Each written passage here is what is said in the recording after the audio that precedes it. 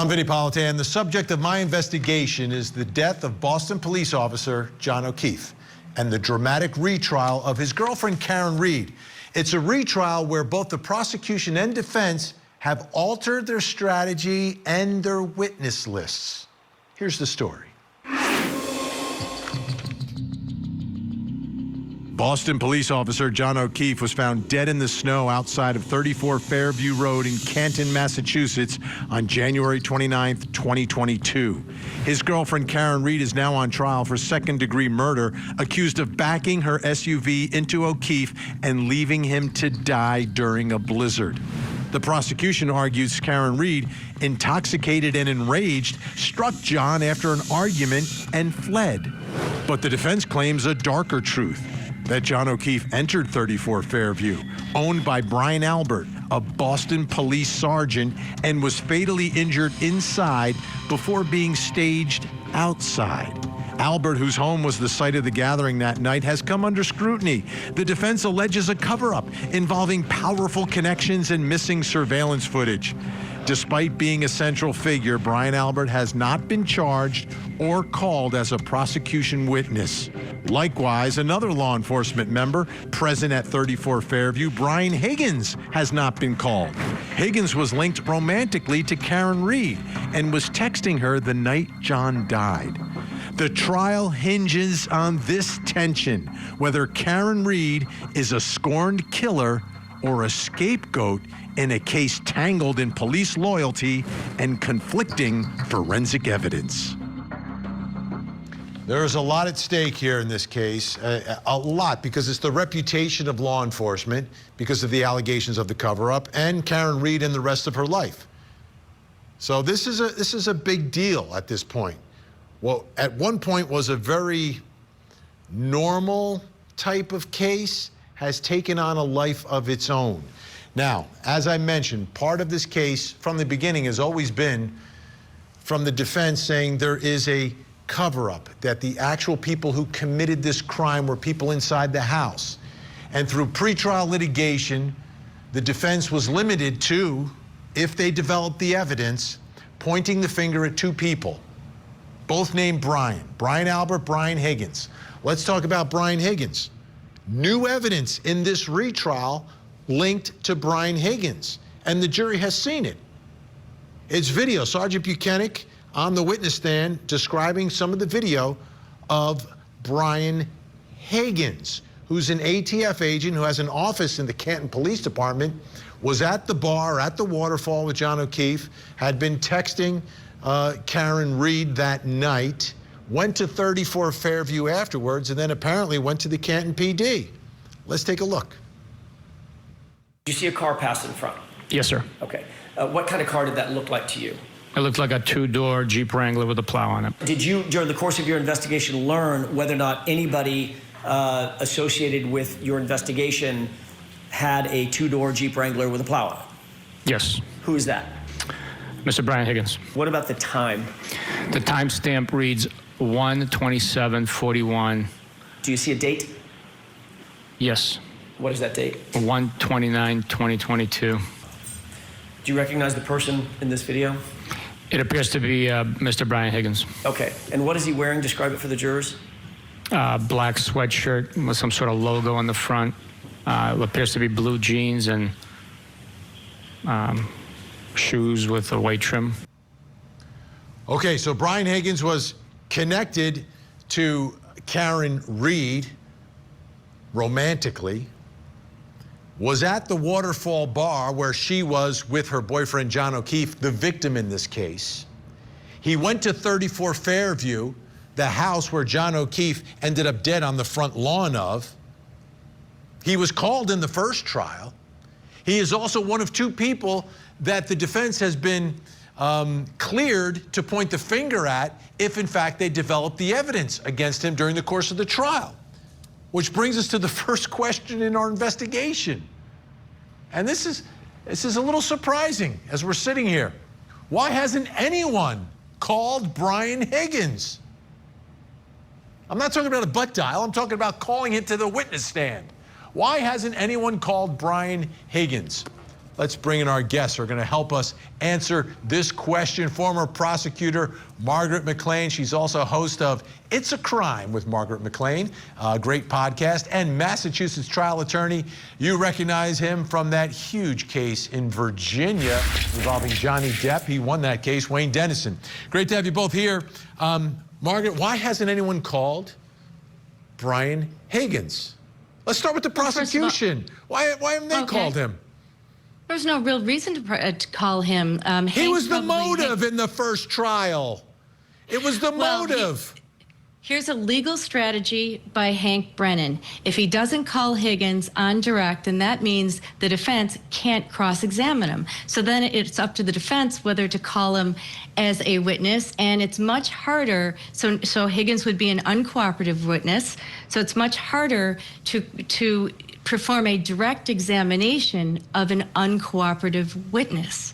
So I think Brennan, it was brilliant for him not to call either to Brian Higgins. So in what we've seen so far, that certainly isn't enough for a third-party culprit defense. Like, really, so he made a phone call. I get the third party, but from the prosecution perspective, trial number one, it was all about a motive for murder, that this relationship was over. We bring in Higgins. He explains the kiss, the text messages, all the sexy talk and everything. And all of a sudden, there's a reason why Karen Read, who's accused of murder, would commit murder, but prosecutors didn't go there.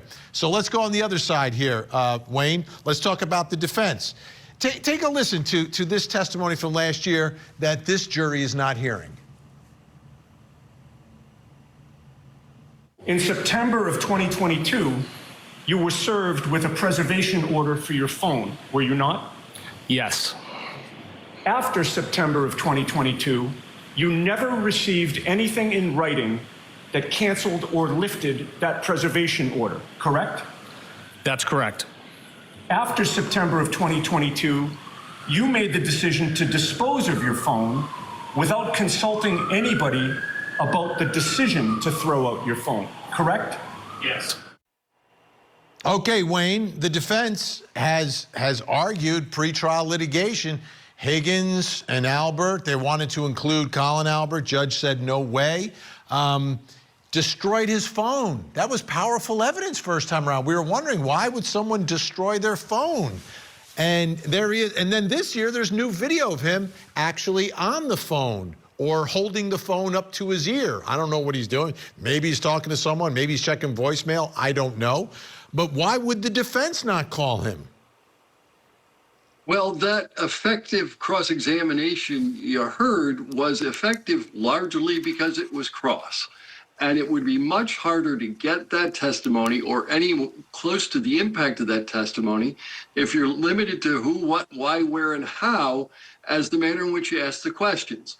What you're likely to get if you call Brian Higgins is a federal law enforcement officer who testifies regularly, who will deny that John O'Keefe ever went in the house and will continue to deny John O'Keefe ever went in the house. And then you'll have another witness that the jury has heard from and has weighed the credibility of that gets to basically tell the prosecution case again. John O'Keefe was never there. But let me ask you this, because they're accusing him, right? Wouldn't any prosecutor want to have the opportunity to call the defendant to the witness stand? And that's what the defense would have here. Like, if they believe he's the one that did it because he's not accused and he's not on trial, you can call him to the stand. I mean, is it any different than a prosecutor wanting to call Karen Read to the stand?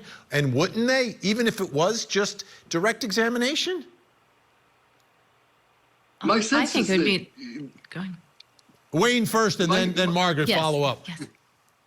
my sense is that they don't think that Brian Higgins, when you ask him questions on direct, will be a helpful witness. And quite frankly, then Hank Brennan, the prosecution, gets to cross him, and then Hank Brennan can tell his entire story through this witness one more time. What are your thoughts, Margaret?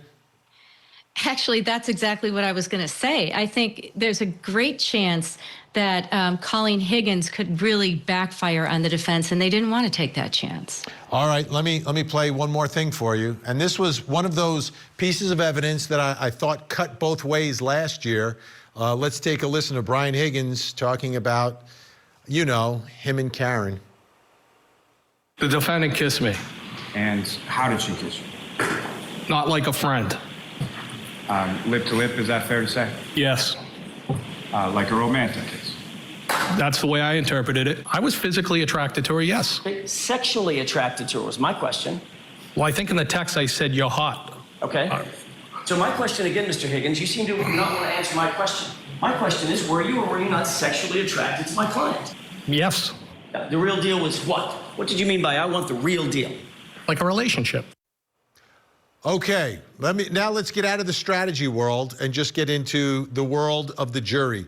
Do you think if he testified, it would help the jury figure out the truth in this case? Margaret, you can go first.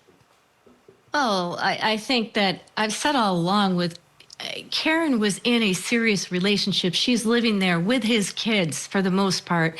Yet it was clear to me that she was pursuing him through those text messages. And, you know, he fell for it, obviously, but I don't think it was enough to show any motive for Higgins to, you know, kill O'Keefe somehow inside the house and then plant his body outside in the snow. Not even close. Let me ask you, Wayne, would Brian Higgins on the witness stand help this jury get closer to the truth? I think that that's unlikely if the truth is what the defense wants to put on. Quite frankly, I just want the truth. The actual truth. I thought we were having a trial here, Vinny. Yeah. Let's end this segment on that note. That was well stated, Wayne Dennison. Some real truth bombs being dropped here. Okay, coming up next, why hasn't anyone called Brian Albert? Shortly after this incident, Brian Albert got rid of his house, the whole thing.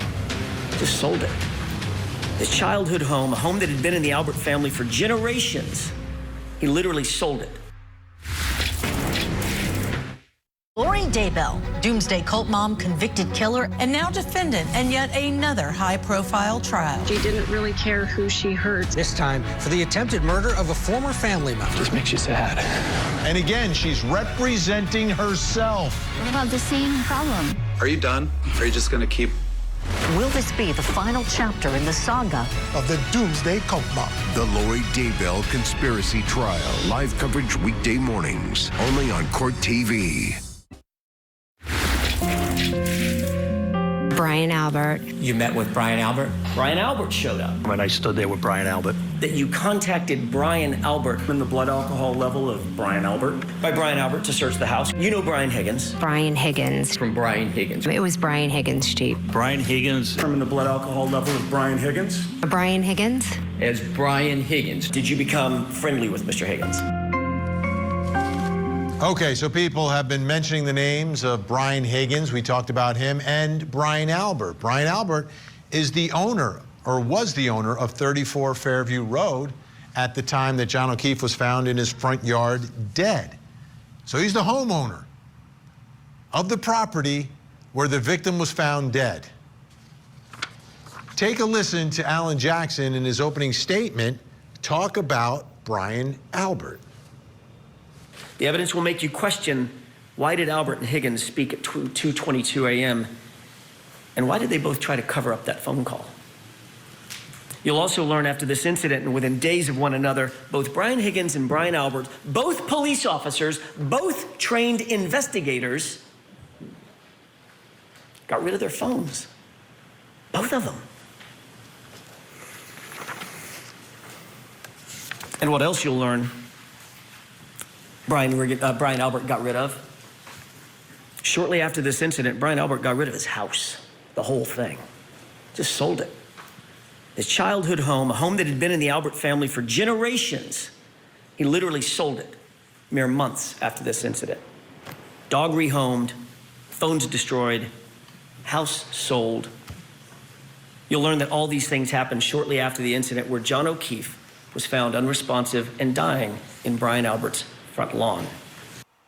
Okay, from the beginning, and not just from the defense attorneys, but from the Karen Read supporters as well, we've heard so much about Brian Albert. Brian Albert. And again, Brian Albert, one of the two people that the judge would allow the defense to point the finger at if they developed the evidence during the course of this trial. And you heard Alan Jackson reference several important pieces of evidence connected to Brian Albert. Meanwhile, the prosecution is trying a case for a man who's found dead, who's a Boston police officer, on the front yard of another Boston police officer, Brian Albert, the homeowner, and they had no interest in calling him. The defense has not called him, which brings us to the next question in our investigation. Why? Why hasn't anyone called Brian Albert? Back with us, former prosecutor Margaret McLean. She's also the host of It's a Crime with Margaret McLean podcast, and Massachusetts trial attorney Wayne Dennison.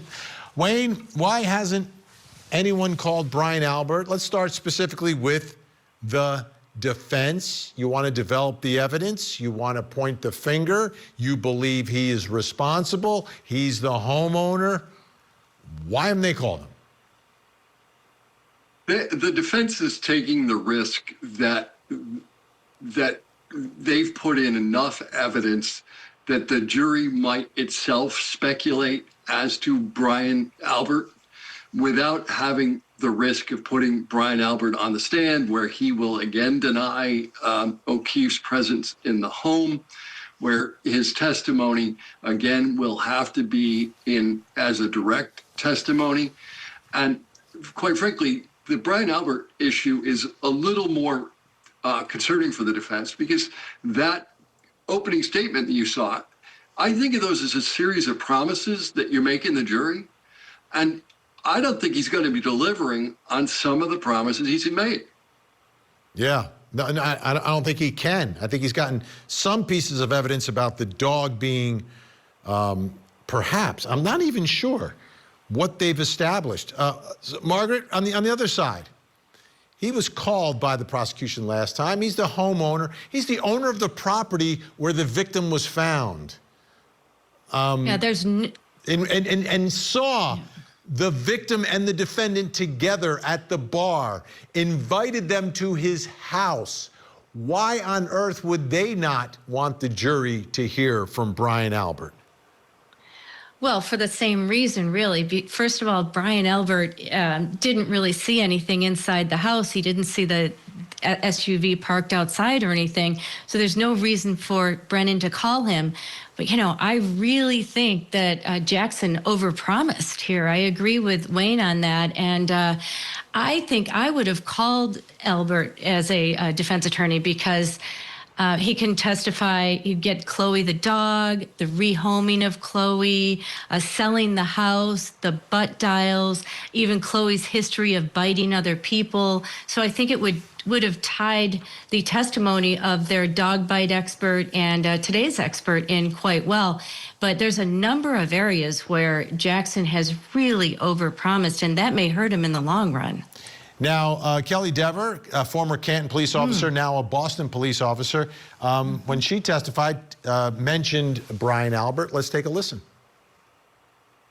Did you have any knowledge at that time that Sergeant Good was familiar with or knew who Brian Albert was? Objection. Sustained. Did you know who Brian Albert was at that time? No. Do you now? At least Because of familiar this with case, the name? yes. I spoke over you. I'm so sorry. Based on this case, are you familiar with the name? The name, yes. So the name's been coming up a little bit. Wayne, is that enough? Is that enough? Because you mentioned, like, maybe the jury will go there. Don't you need to prompt them somehow to get them there? At this point, what could the defense even argue to get them there? Well, I think they've got enough to argue about the dog bites, or the purported dog bites. They've got enough for that portion of the argument. The notion of some of this other evidence coming in, they don't have all that they've promised. They're not going to be able to put it in. They've suggested that they may close as early as Friday. They certainly aren't going to put him on late in their case with the potential that he goes all wrong. So I think they're stuck with what they got. Let's take a listen to last year in the first trial, Brian Albert testifying about his phone. Without notifying him that the very phone that he had just ordered you to preserve had just been destroyed days earlier. No, the phone wasn't destroyed. I upgraded the phone. The data was destroyed, sir. Correct? I did not destroy any data on any phone. Mr. Albert, I upgraded my phone. when you upgrade a phone, you know that the phone is set back to factory reset before your new phone is handed to you, correct? Happens every time. I don't know that. All right, let me ask you, Margaret, did you think he held up on cross-examination last year on this phone issue? And does that give us an indication on why maybe the defense didn't want to call him? I mean, he did an okay job on the phone issue, but I think the fact that he destroyed some of the data on his phone would resonate with the jury. So I think that's another reason why I was surprised that the defense didn't call him. But you just played that clip of Kelly Dever, and that she was a very uncooperative witness, and the defense had a tough time with her. So maybe they don't want to take the risk of putting two more uncooperative witnesses on, in the form of Higgins and Albert. And so I wonder they must have weighed that. Yeah, and I wonder if at the end of the day, the jury realizes how many witnesses aren't testifying, and if they kind of hold either side responsible for that. We shall see. Margaret McLean, Wayne Dennison, awesome as always. Thank you so much. Up next, were SUV taillight fragments found in John O'Keefe's clothing? All right.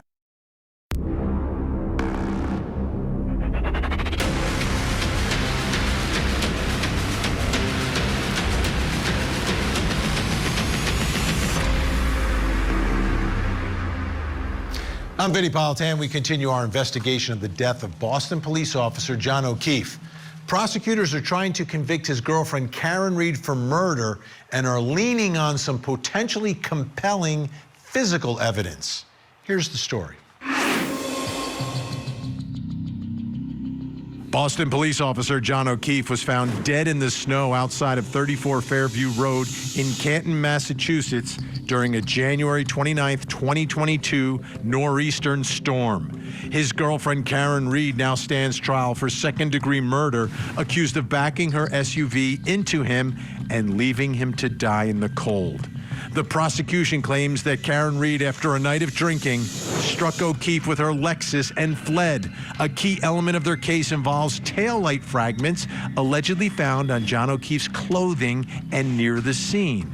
Prosecutors argue that shattered red plastic from Reed's SUV directly links her vehicle to the fatal injuries.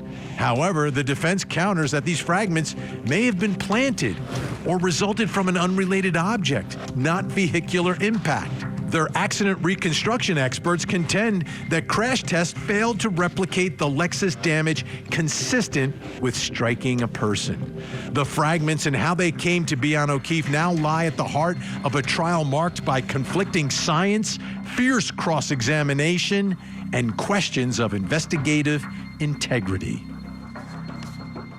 So in this case, prosecutors really have three ways to attempt to prove that Karen Reed struck John O'Keefe with her SUV, which is a major element of the crime she's been charged with. The alleged confessions. She said it. I hit him, I hit him, I hit him. That could be used. That could be enough to convince a juror if they believe that was a confession. Then there's the expert testimony from the prosecution experts. If the jury believes them over the defense experts and believes that they are credible and that their evidence is compelling enough to prove it, that could be enough to prove the case. But if they fail on those two fronts, there's another way, which is the physical evidence. Specifically, we're talking about the taillight. The taillight from Karen Reed's SUV, which is shattered, and where the shattered pieces of that taillight are found. I want you to take a listen to this piece of cross-examination because it gives us, I believe, true insight into what prosecutors believe is the strongest piece of physical evidence linking Karen Read to the death of John O'Keefe. Dr. Russell, were you aware that very small fragments, shards of plastic that match the broken taillight of the defendant's Lexus were found when criminologists scraped Mr. O'Keefe's shirt and sweatshirt? Yes, I became aware of that. That's huge, right? This is huge. Like, if there's small fragments of the taillight found in John O'Keefe's clothing, is that the strongest physical evidence in the case that prosecutors have? But that brings us to the next question in our investigation, because it's not being conceded here. Were SUV taillight fragments found in John O'Keefe's clothing? SUV taillight fragments from Karen Read's SUV.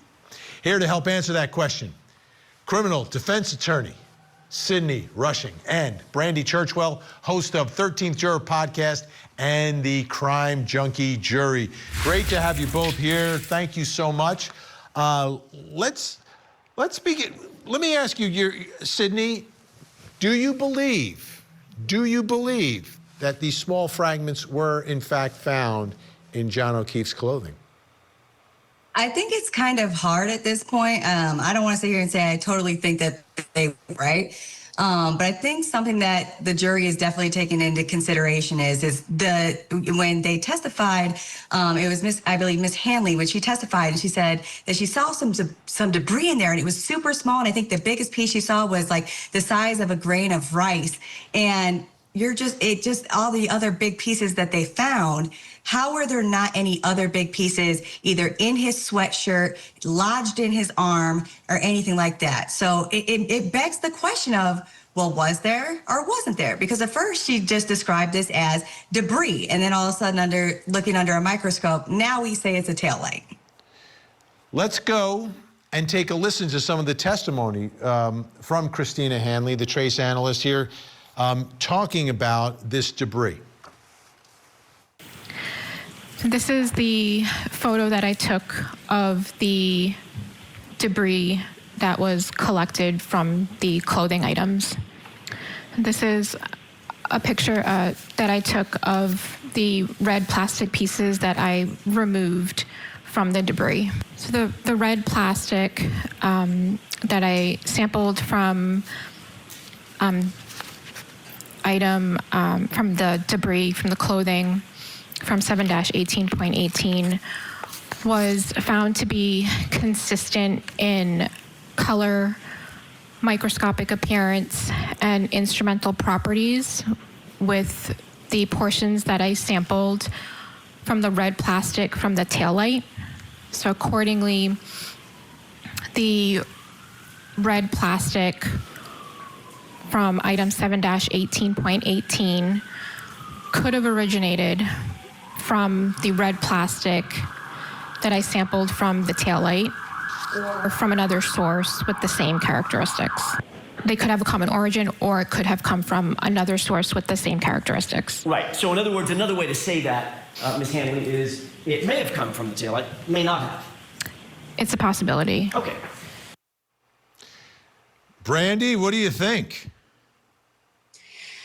I mean, I think that the biggest thing, my biggest issue with all of this is the issue with the clothing itself, because when they actually did the scrapings, all of the scrapings from both of the shirts were put into the same like debris pile, and it was kind of unclear about where everything came from.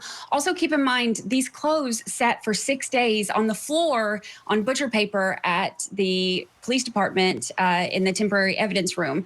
And that, I think, is, after Buchanan had said that they drove around with them all day in his back floorboard. So I think that there's so many questions. They were on John O'Keefe, then they were on the ambulance floor, then they were on the hospital floor, then they were in the back of the car. So it's just kind of, there's not really a clear line of the chain of custody of, exactly how they were preserved. And given all of the issues with the evidence in this case so far, I just don't have a lot of faith in how things were preserved and, what they were able to get from them. Let's take a listen to Christina Hanley talking about chain of custody. Do you see a name associated with that evidence bag?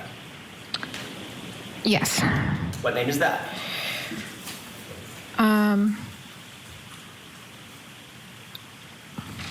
It's actually a little hard to read. It looks like it could say Trooper Proctor. Okay, and that is associated with 7-14.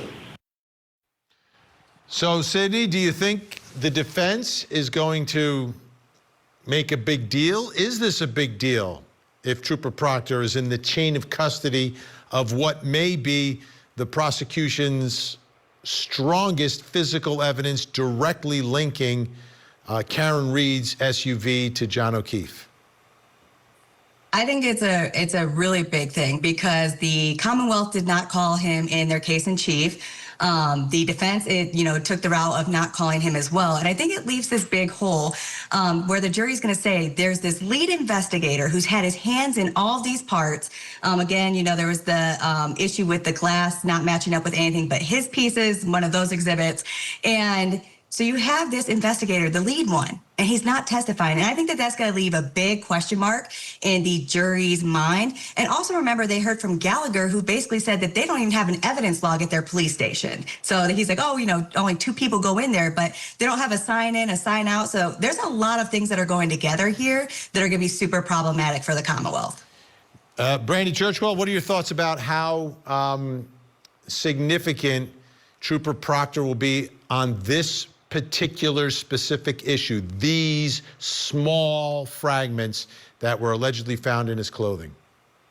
I think it's huge. I mean, the thing is with Proctor, every single thing that he has touched is now in question in this case. And with him, it's a big deal to have lost his job for, things related to this case. And I think that, Alan Jackson was able to get that information to the jury during openings, and it's kind of been brought up, at different points in time. So even though they didn't get to hear from Proctor, he's kind of this mysterious cloud that's over this case, and everything that he has touched is now in question. There's also been so many other evidentiary issues that the jury has seen. I think that if I'm on that jury and I'm looking at this, it automatically makes me second guess it. And it's kind of one of those things, like, you can look at it like, okay, is it a possibility that those taillight pieces could have been embedded in the clothing?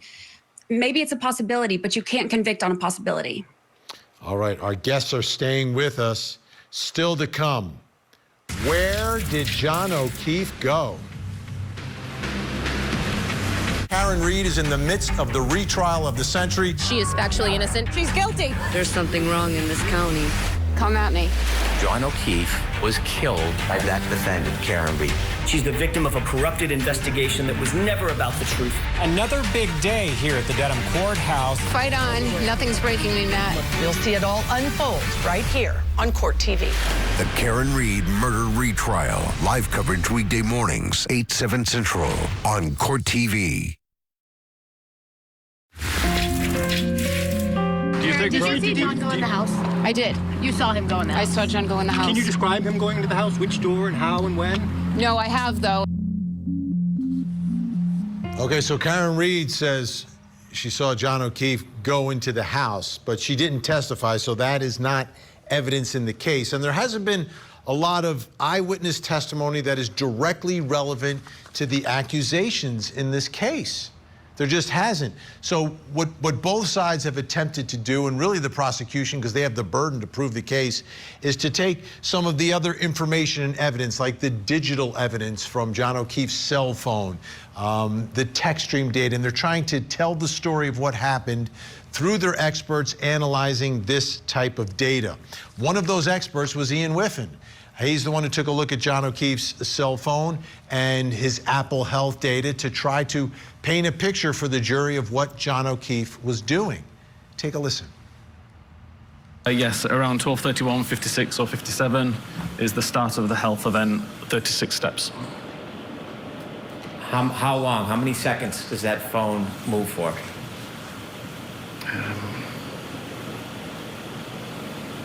20 seconds. 12:31:56 to 12:32:16? Correct. Okay. And is that the only time that the phone moves from the point it stops at the flagpole until the next morning? Correct. The only time? Correct. Okay, so we're talking about 36 steps that were taken according to the Apple Health data. 36 steps, John O'Keefe's phone, which brings us to the next question in our investigation. Where did John O'Keefe go? Where did he go? 36 steps. Still with us, helping us with our investigation, criminal defense attorney Sydney Rushing and Brandy Churchwell, host of the 13th Juror podcast and Crime Junkie Jury. Okay, what are your initial thoughts here, Brandy, about the 36 steps? What does that tell you? This one's so hard. You know, the 36 steps, I know that ends up being around the distance to get up to the house. I always come back to the testimony from multiple witnesses where they say that they saw her pull up. She, parked toward the driveway and then pulled up a little bit in front of the house where she's directly in front of the house. I think Jim McCabe said it was, right out the front door. And then she moved on down a little bit more. And I've always thought, okay, if she stopped at the driveway, maybe that's when he got out and walked up there. There's that one little porch that has that side door that goes into the garage. And it seems like based on what we're hearing this go around with this trial, they've been talking about the garage a little bit more. And it seems like the theory may be that, he got up, went to the house, and something happened in that garage. And, that's where whatever happened to him happened. Well, let's do this. Let's take a listen to the testimony of the private investigator hired by the defense for this second trial, John Teddeman, who took some measurements around the house. And what was the measurement, if you recall, from the mailbox area near the end of the driveway to the main front door on the left? I believe it was 65 feet 9 inches. Did you measure from that same location near the street, the end of the driveway next to the mailbox, to the second front door, which is actually depicted in the exhibit that's on the screen? I did. Do you recall from your memory what the measurement was? I believe it was 70 feet 1 inch. Did you measure from that same end of the driveway near the street next to the mailbox to the red side door, which is the pedestrian entrance into the garage directly? I did. What was the measurement that you discovered having done that? I believe it was 78 feet 3 inches. Okay. Let's review. 65 feet 9 inches from the mailbox to the front door. The mailbox to the side door, 70 feet 1 inch. And the mailbox to the garage door, 78 feet 3 inches. And if you're talking about 36 steps, I don't know, it's between 80 to 90 feet is about the range, depending upon how long your steps are that you're taking. So looking at all of that, Sydney, he could have gotten to the front door, he could have gotten to the side door, he could have gotten to the garage door. Does any of that make sense if no one saw him get out of the car and walk to the house?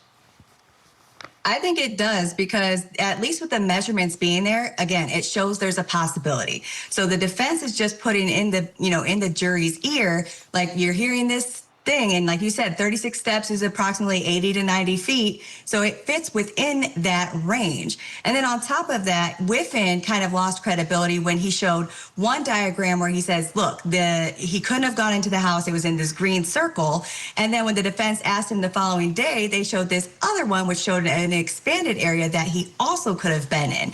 And they said, well, you didn't offer this up in your presentation yesterday, the prosecutor didn't offer it up. So that plus these measurements now, I think, is giving the jury second thoughts, or could in that regard. Let's take a listen. Yeah, let's take a listen to Ian Whiffen describing what could have happened in those 36 steps. Could it have been a straight line? It could have been a straight line. Could it have been somebody pacing? It could have been. Could it have been somebody moving and jumping? Yes. Jumping, if they were jumping forward, essentially.